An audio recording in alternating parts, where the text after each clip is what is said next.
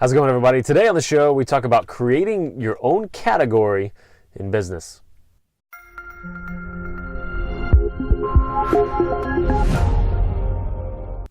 How's it going? I wanted to shoot another video expanding on something that Matthew Pollard and I spoke about on his recent episode. If you haven't checked that out yet, make sure you check out the link in the description, or bing bing, it should be popping up around here somewhere.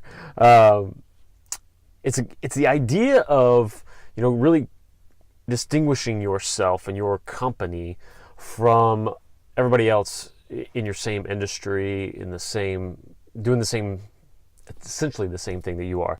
I'm starting this book called The Playbook right now as well that deals with this. A few years ago, there was a book called The Blue Ocean Strategy, and it's, all of these are around the concept of distinguishing yourself by creating your own category.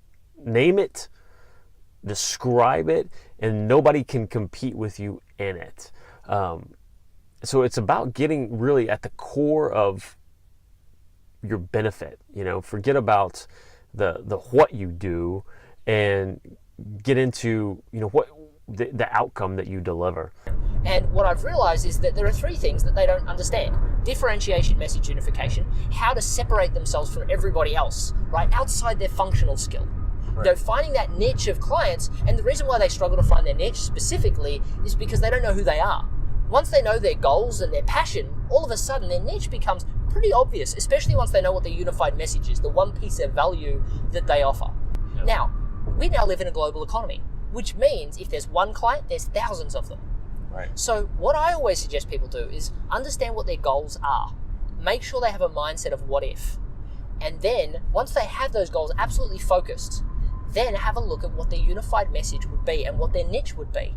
But define the message around the goals and then work out the market that fits. Right. I mean, if you're a ghostwriter, the reason why people buy you is not because you write great books, because that's what everyone else does. No one's going to pay you more to write.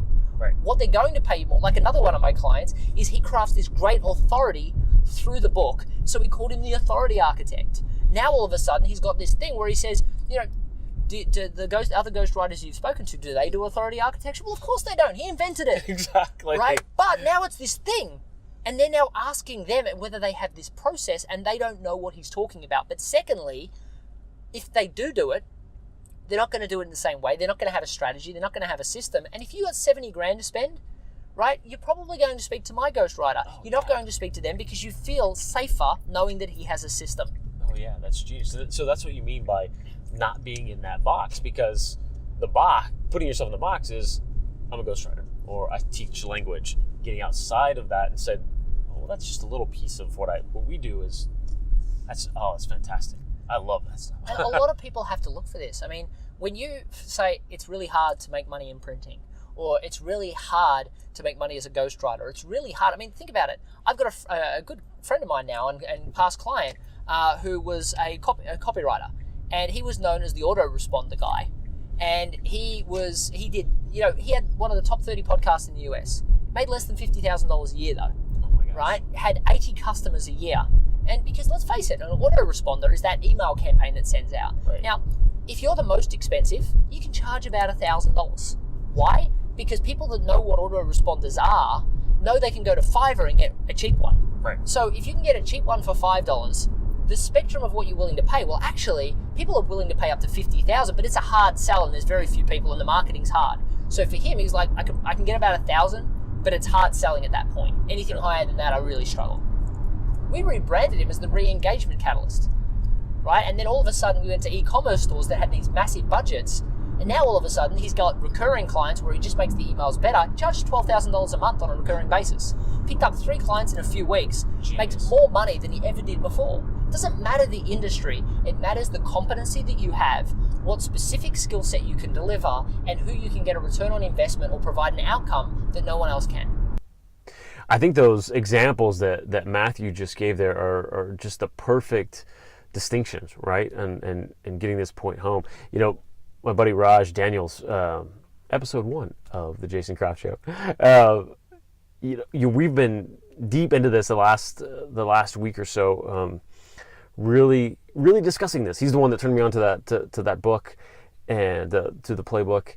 And I think it's critical. I think I know I need it in an industry that is so commoditized. Video production, even video marketing. How do you distinguish yourself? And some of the things that I'm outlining right now are selling the end result, the benefit of what I do, which is giving people back their time to be able to come in and create, marketing materials like this that they're never going to have the time to create themselves. So exploring all that right now. So I wanted to share that with you. I wanted to call out this particular topic, and also make sure you check out the full episode there with Matthew Pollard.